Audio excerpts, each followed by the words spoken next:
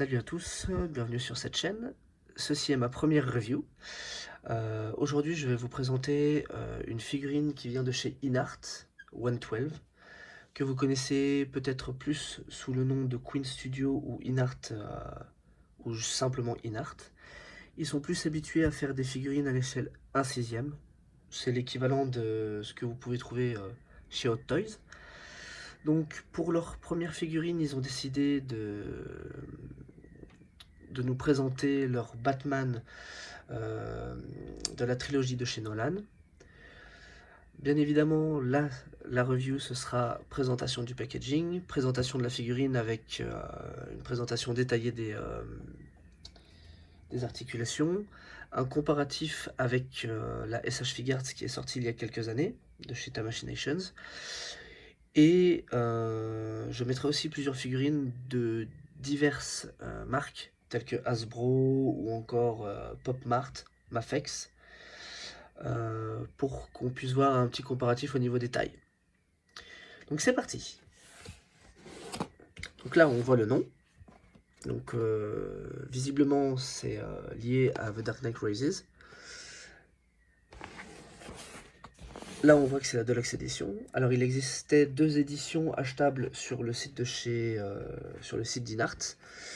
Une version qui était à 51 €, qui était la version classique, la version normale et la version Deluxe. La version Deluxe comprend un visage en plus, le visage de Christian Bale. Donc on va voir ce que ça donne. Donc là on a le surcarton, du coup, qui permet de protéger la figurine et le packaging. Et on va voir qu'on a un second surcarton. Donc en fait on peut dire qu'on a un surcarton. Et du coup, on va voir ceci. Donc voilà. Deluxe Edition Batman The Dark Knight Rises. Et on voit que c'est bien du 112 Collectible Figure. Donc là, on a la marque, le nom du produit en anglais et en chinois. Je préfère préciser que Inart a la licence, donc c'est pas un bootleg, c'est pas une figurine non licenciée. Ils ont bien la licence, donc il n'y a pas de souci là-dessus. Par simplicité, j'ai décidé d'ouvrir le packaging d'abord. Sauf ça, on va découvrir ensemble. Alors, on va probablement me voir un petit peu en reflet, mais c'est pas très grave. Donc là, on voit le packaging encore une fois.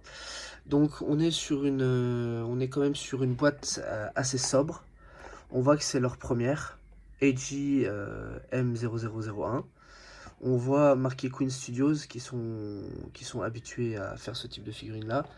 Et justement la marque Inart 112. Donc assez sobre, et vous voyez que là on va avoir plutôt la mention The Dark Knight Trilogy au lieu de The Dark Knight Rises. Excusez mon anglais. Et là on va avoir la même chose que sur la boîte grise, sur la boîte marron pardon, avec peut-être plus de détails. On voit qu'il y a de l'ABS, du PVC, du POK. Après j'avoue que je ne sais pas ce que c'est le reste, puisque le reste est en chinois. On voit, ah bah voilà, on a ça en anglais, vous voyez, donc fabric, die-cast, donc on a du die-cast sur la figurine. Alors le fabrique dont il parle, c'est la cape est en tissu. Donc on voit par exemple que c'est conseillé pour 14 ans et plus. On voit que ça a été fait en Chine, voilà. Donc je vais ouvrir le paquet et on peut voir, j'ai oublié de montrer, mais on voit ici justement les licences, hein. Donc ils ont bien obtenu la licence pour faire ce type de figurine. Donc là on n'a pas de souci au niveau de la légalité de la chose, qui est, je sais, un gros point, un gros contentieux au niveau des collectionneurs, que ce soit par exemple pour des figurines de Dragon Ball, pour du Saint Seiya ou autre. Il y a toujours cette histoire de légalité et de produits officiels. Donc j'enlève le blister et on va voir comment la boîte s'ouvre. Donc On a... comment on appelle ça? On a le sticker là qui montre que le produit n'a pas été ouvert.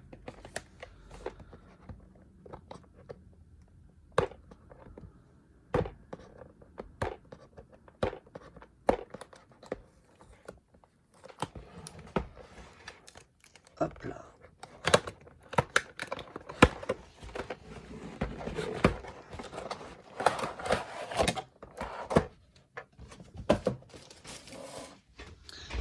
Alors, qu'avons-nous? Alors, on a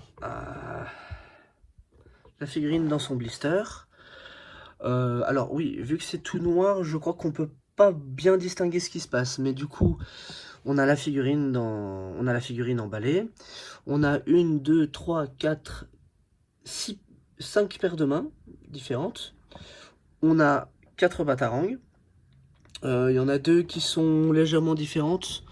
Il y en a 2 qui sont bombées, mais je vais les sortir pour qu'on puisse mieux voir. 2 qui sont bombées et 2 qui sont plutôt plates.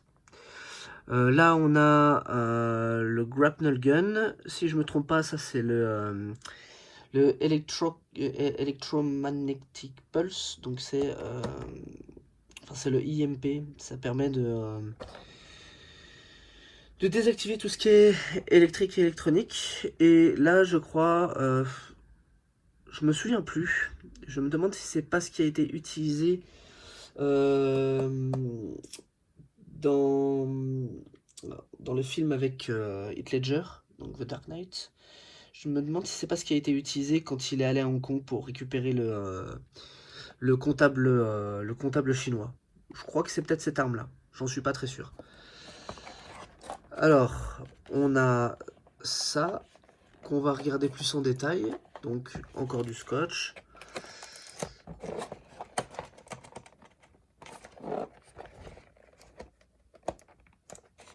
Allez, c'est parti. On va ouvrir ça.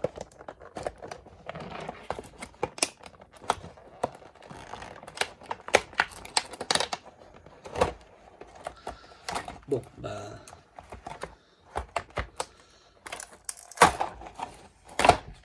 Donc, ok, bah ça tombe bien. Là, c'est les parties de Lux. Donc, je vais les présenter par après. On a la notice. Ça va être la cape. Je vais la sortir par après. Donc, regardons la notice rapidement. Donc, on nous présente ce qu'il y a dans la version standard. Donc, la figurine, les batarangs, les armes. Et là, dans la Deluxe, donc c'est ce packaging, c'est ce paquet-là, donc avec le stand et la tête. Donc là, on a un listing de tout ce qu'il y a.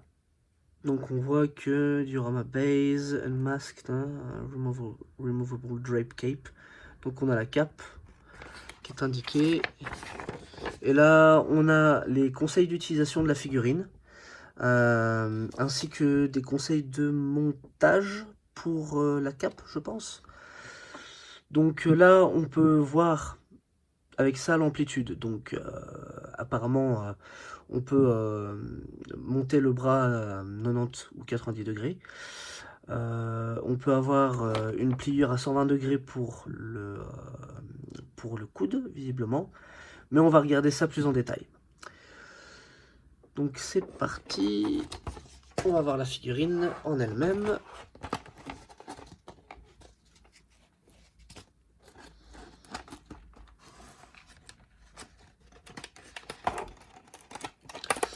Alors, j'avoue que la review est un peu en freestyle. C'est ma première review vidéo.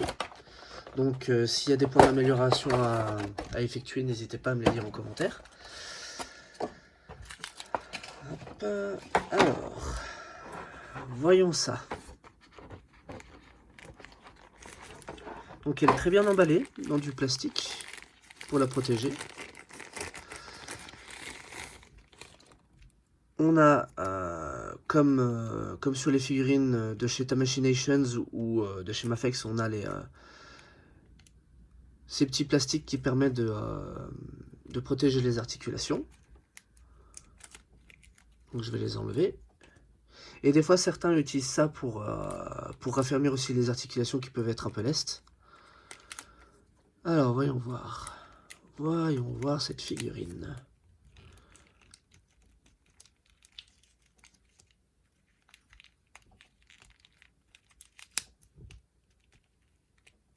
Voilà, on a tout enlevé.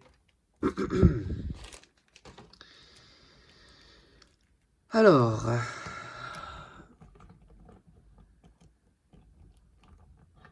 eh bien,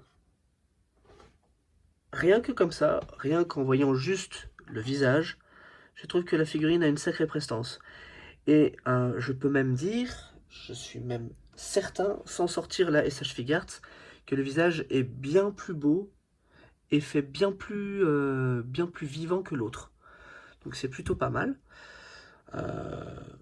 Je vais même arrêter de tempérer mes mots, c'est du très très bon boulot. On voit les différentes couleurs de noir. On voit du noir, du gris métallique, du gunmetal. Alors, on a une ceinture qui est en couleur bronze. Ok, pas mal, pas mal, pas mal. Ouais, c'est vraiment du très très bon. La figurine est vraiment, vraiment très très belle.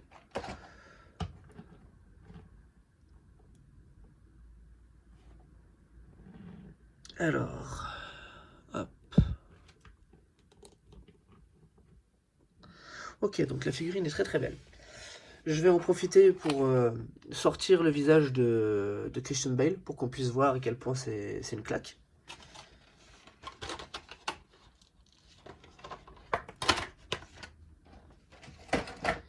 Et après, bien évidemment, je vais mettre la cape. Alors, voyons voir ce visage. Waouh! Ah oui, effectivement, que ce soit à la caméra ou encore de visu comme ça, c'est un très très beau visage. Ah ouais, ouais, ouais, ouais, ouais. Ah, c'est du très très bon boulot. Alors, le seul point négatif que je vais relever tout de suite, ça va être au niveau de l'articulation, c'est que là, donc on a une boule à l'intérieur qui va nous permettre de pencher la tête comme ça, sans pour autant utiliser le connecteur ici. Donc, voyons voir, est-ce que je peux bouger la tête? Ouais, donc, voilà. Donc, ça, c'est l'amplitude de mouvement avec la tête masquée. Ce qui se passe ici, c'est qu'il n'y a pas d'articulation ici, c'est un seul bloc. Donc, je pense qu'il va y avoir un petit point négatif. Je vais changer la tête pour voir tout de suite. Ah, alors ça, c'est très bien. La tête est... enfin, le cou s'enlève sans problème. Il n'y a pas besoin de forcer. Ça s'enlève naturellement. Alors, voyons voir. Voilà, donc par rapport à l'autre, on peut juste incliner la tête comme ça. Bon, on va me dire c'est pas si problématique c'est pas si problématique que ça parce qu'on peut quand même faire un tilt à droite ou à gauche. En arrière aussi, c'est plutôt pas mal. Bon, en soi, ouais, c'est un mini point négatif mais vraiment minuscule parce que ça n'enlève rien à la qualité de la figurine. Donc en soi, c'est du très très bon. Je vais retourner à cette tête-là. Encore une fois, aucun souci pour l'enlever. C'est du très très bon. Ok, donc on va découvrir le corps sans la cape. Donc, on a des épaulettes qui sont... Alors, voyons voir. Ok. Qui sont montées comme ça sur les épaules. Ça ressemble un petit peu au design que SH Figuarts a, mais en beaucoup mieux. Là-dessus, j'ai pas de doute. Alors, l'articulation au niveau du bras. Il va y avoir... Voilà, il y a une articulation au niveau du bras qui est bien masquée par le sculpt. Donc on peut faire une rotation, sans souci. Ça ne casse pas le sculpt du tout de la figurine. Ça a l'air de, il y a l'air d'y avoir un flow plutôt naturel. On va avoir la pliure au coude ici. C'est une double jointure, donc hop. On atteint effectivement les 120 degrés indiqués par la notice. Du très très bon. Alors, si je dis pas de bêtises, les points... Ok. J'allais dire que c'est sur un ball joint. Donc oui, techniquement c'est une boule, mais là on a juste... je ne trouve plus mes mots. On a juste une tige. Après c'est pas un problème justement. Ça permet de ne pas avoir, de ne pas avoir peur de casser l'articulation. Ce qui est un problème sur les SH Figuarts généralement. Donc, pas de problème pour l'enlever, pas de problème pour la remettre. C'est super. On a aussi une articulation à l'intérieur. On a ce qu'on appelle un butterfly joint, que l'on peut voir là.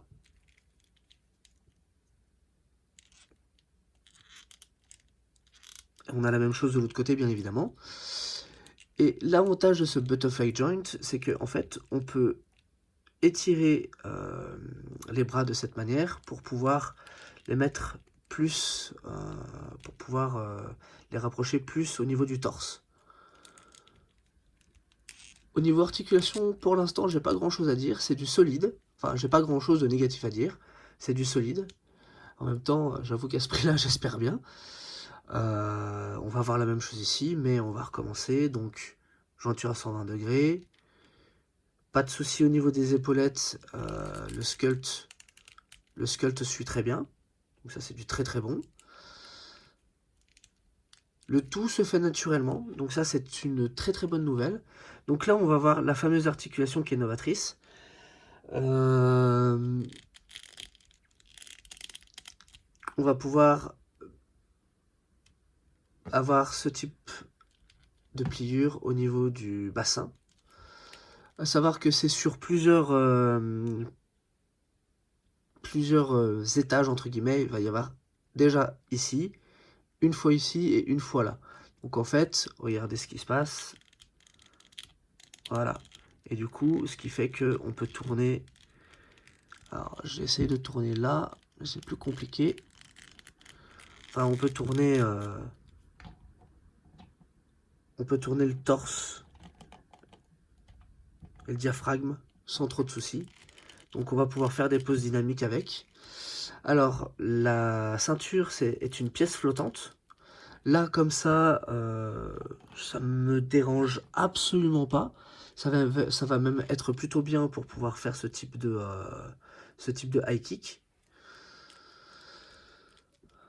Après, il faut juste la remettre en place. Mais en soi, ça n'a rien de dérangeant. C'est d'ailleurs plutôt une bonne idée d'avoir fait ça. Parce qu'il y a certaines figurines qui avaient la ceinture de coller. Ce qui fait qu'on ne pouvait pas faire des poses de ce genre-là. Alors maintenant, on va passer aux jambes. Donc à la partie basse. On a une rotation ici au niveau des hanches. Encore une fois, le sculpt n'est pas cassé. Le sculpt est respecté. Il peut aller aussi loin que ça, donc je crois que c'est 90-90 degrés. Ici, on a une double jointure au niveau du genou. Donc on va pouvoir aller de cette manière-là. Au niveau du pied, de ce que je vois, on est sur un ball joint et on a une rotation de la cheville. Et on a une jointure au niveau de l'orteil. Ah, oui, on a une jointure au niveau du pied. Juste que je la dégèle un peu, voilà. Donc on a une jointure au niveau du pied. Bon, c'est pas... Non, c'est pas mauvais. C'est pas mauvais. C'est franchement du solide. Alors, amplitude de mouvement au niveau des jambes. il va faire un grand écart, mais je connais des figurines qui font mieux. Mais bon, c'est toujours mieux que certaines figurines de Spider-Man de chez Hasbro. Donc voilà, pour ce qui est des articulations. Alors maintenant, on va essayer de monter la cape.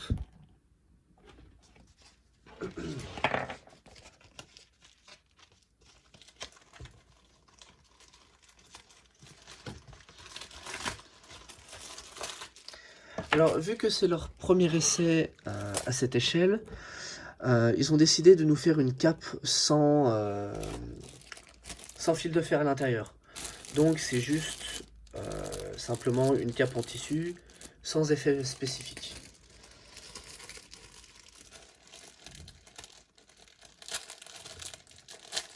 Après je vais montrer le display stand, parce que ça peut être intéressant. Et je sortirai l'autre figurine, je sortirai la SH Figures pour qu'on puisse regarder ça. Alors,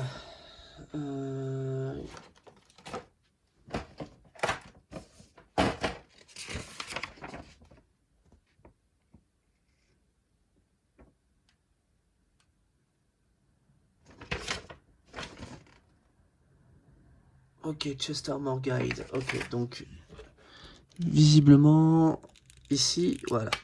Donc ça, Mafex le fait aussi. Donc le fait de pouvoir enlever ce chest plate, Mafex le fait aussi. Donc là le but, si j'ai bien compris, c'est de mettre la cape ici. Ok. Donc au moins je montre aussi les difficultés que je peux avoir entre guillemets au montage. Ok. Ok. Ça va être un petit peu compliqué, je sens. Alors, hop.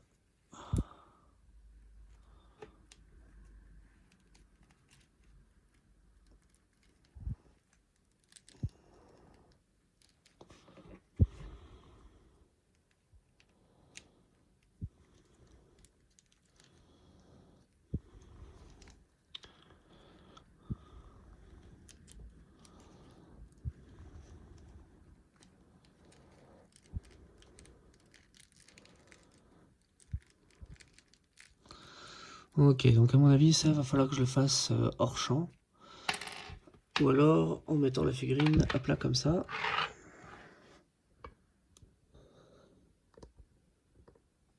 Hop là.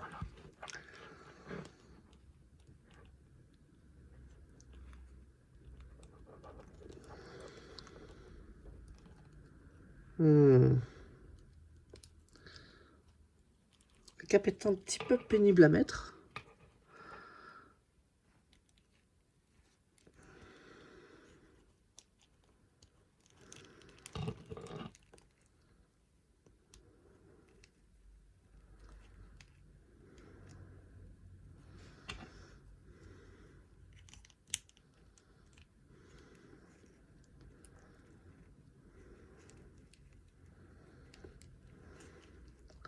Alors je comprends pourquoi certains ne montrent pas le montage de la cape en fait. Parce que c'est quand même assez complexe. Alors s'il y a bien un truc qu'il faudrait améliorer je pense, c'est le montage de la cape.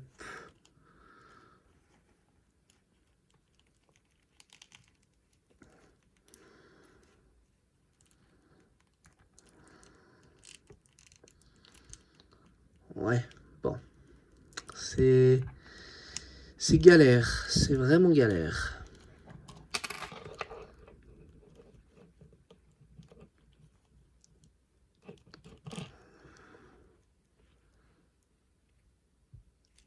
Je suis en train de me demander si c'est normal.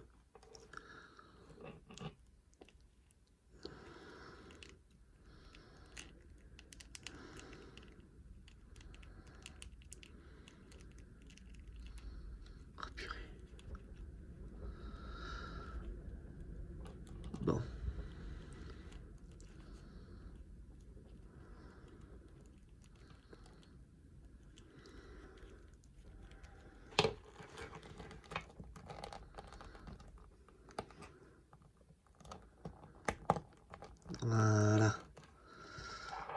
Bon, c'est la galère.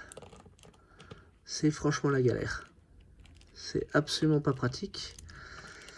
Bon, alors pour moi, cette cape, c'est un défaut, parce que pour la mettre, c'est la galère. Là, avec les straps, ça va s'enlever. Ouais, ça s'enlève. Alors ça, par contre, ça va être un point d'amélioration qu'ils peuvent faire. Parce qu'il faut clipser, et la cape, elle veut pas coopérer. Bon, là j'ai réussi à la mettre, mais ouais, c'est un point à relever, c'est que ça peut être un petit peu galère pour la mettre la cape. Alors, hop, je vais tout de suite sortir l'autre figurine, la SH Figuarts. On est bientôt à la fin de cette review. Alors, je montre juste le display stand quand même.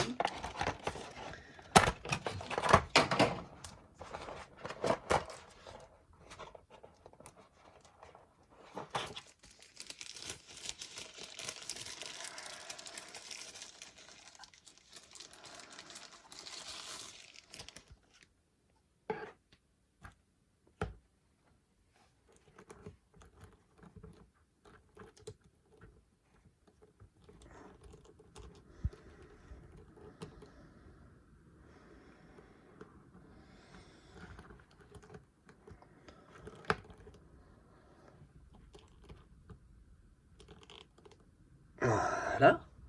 Donc là, on est sur une pose qui est relativement neutre, mais on voit que la figurine a quand même pas mal de prestance. Donc, ça c'est avec le display stand, qui est fort brillant, et on voit que, encore une fois, c'est The Dark Knight Rises TM. D'ailleurs, voilà. Donc, on va mettre la figurine sur son piédestal pour l'instant.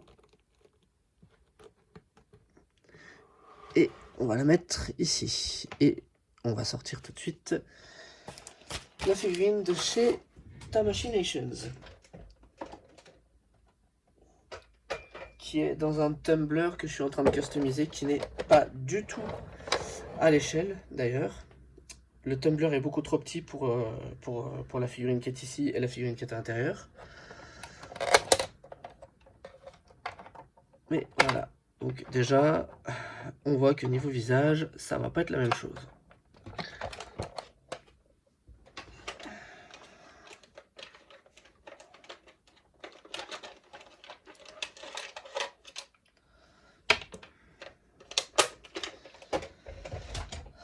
Alors, voilà la SH Figuarts. On va pouvoir faire un comparatif rapide. Alors la SH Figuarts, normalement c'est la version de The Dark Knight, donc du second film. Je pense que déjà là, vous voyez la grosse différence. Donc on a une cape qui a un fil de fer, mais qui est beaucoup trop large. Les articulations, alors là on est justement sur le cas de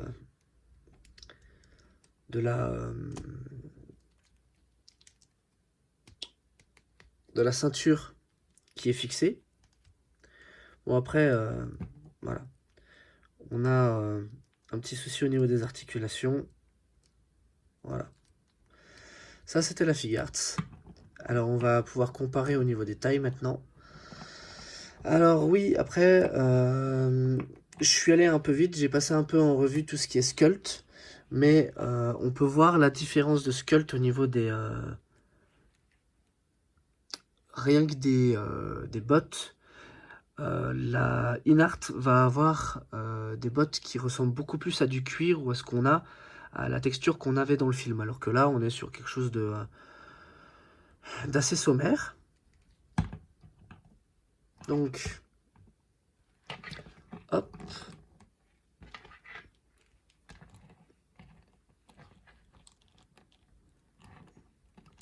C'était la question que je me posais, c'était de savoir la taille. J'avais peur que la Inart soit trop petite par rapport à la Figuarts, que je trouve déjà minuscule.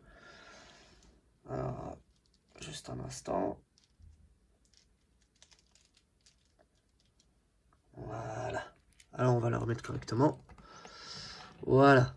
Donc nous avons la InArt ici, la InArt, la FigArt. Et je pense que vous pouvez voir que sans conteste, au niveau de ce qui est expression faciale et fidélité du sculpt, celle-là remporte haut la main. Au niveau des articulations, c'est pareil. Je veux dire, on a ça contre ça. C'est pas excellent du tout, c'est même pas bon du tout. Là, on est sur un raté de la part de Tamashinations. Alors le but n'est pas de casser cette figurine, parce qu'elle était bonne quand elle est sortie. Mais bon, il faut dire que là, InArt nous a envoyé du lourd avec cette figurine-là. Je conseille fortement aux gens de l'acheter. Après, je vais faire un petit comparatif maintenant avec d'autres figurines. La première ici, c'est le Batfleck, qui est sorti l'année dernière, de Justice League. L'une des peurs que j'avais, c'était qu'en termes de taille, le Batfleck soit trop grand, et on peut voir que, bon, il y a une légère différence de taille, mais ils vont bien ensemble. D'ailleurs, je vais sortir maintenant le Battinson, qui lui aussi me faisait un peu peur au niveau de la taille, mais je pense qu'on peut voir qu'au niveau taille, ça va amplement. Alors, je sais que Christian Bale est supposé être presque aussi grand que Ben Affleck, mais honnêtement, ce type de différence de taille ne me dérange pas trop, parce que dans le film, Ben Affleck fait plus grand que ce qu'il n'est réellement. Donc voilà, ça c'est avec d'autres Batman. Maintenant, je vais mettre le Kingdom Come Superman. À savoir que si lui est beaucoup plus grand que les autres figurines, c'est normal. Donc il ne faut pas être choqué. C'est pas exactement la même échelle. Donc voilà. Donc, et encore, je trouve que ça se marie plutôt bien. On a évidemment... Donc je vais laisser les Batman là. On a évidemment... Donc là, c'est ces trois-là. Donc 1, 2, 3. Ces trois-ci, c'est des Mafex. Ça, c'est Pop Mart. Et là, je mets la version de Justice League, enfin la version de Zack Snyder Justice League de Superman, et on voit que, encore une fois, ça se marie plutôt bien ensemble. Alors maintenant, on va faire un petit peu plus dans le fantaisiste. Donc avant de faire ça, je vais mettre une Marvel Legends Spider-Man.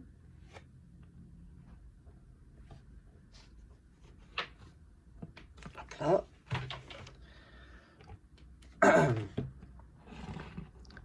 En termes de taille, ça passe. Maintenant, si je prends une figurine live action, j'ai ici la version de Tobey Maguire. Normalement, en termes de taille, ça devrait être plutôt bon. Donc, j'avais fait une pause sur le Bat Signal qui est juste là.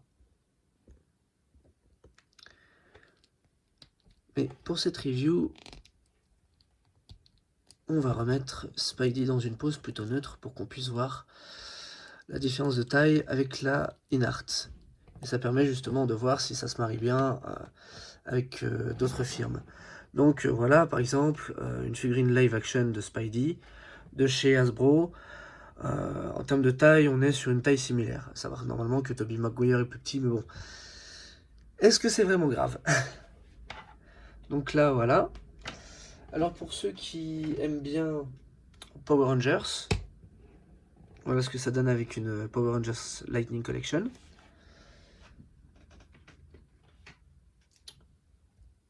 Une figurine Star Wars de chez Hasbro.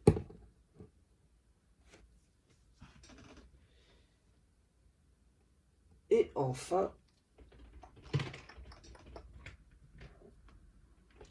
il y aura une autre.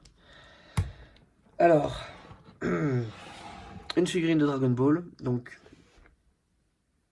c'est pas une officielle, mais ça rejoint ce que fait Tamashinations. Donc, en termes de taille, on voit que ça va encore, même si ça clash au niveau du style. Et on va finir avec un Kamen Rider. Avec Kamen Rider Ichigo. Donc encore une fois, figurine japonaise, personnage japonais, acteur japonais. Généralement, les japonais sont plus petits que les occidentaux. Donc en termes de taille, ça se marie aussi très bien. Et pour finir, donc là c'est plutôt comics, mais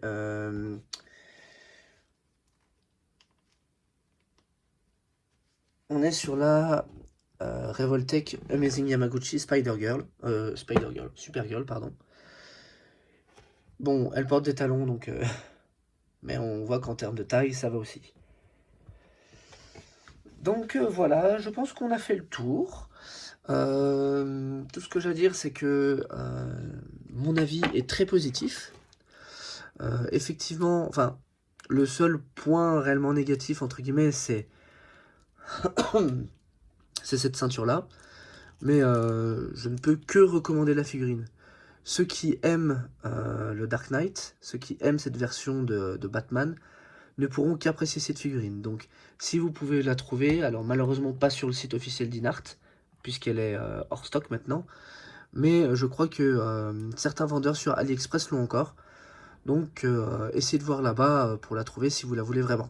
En tout cas, j'espère que cette review vous aura plu, et puis je pense qu'on se retrouvera pour une autre review, où je présenterai des modèles kits de chez Blocky pour des figurines Saint Seiya.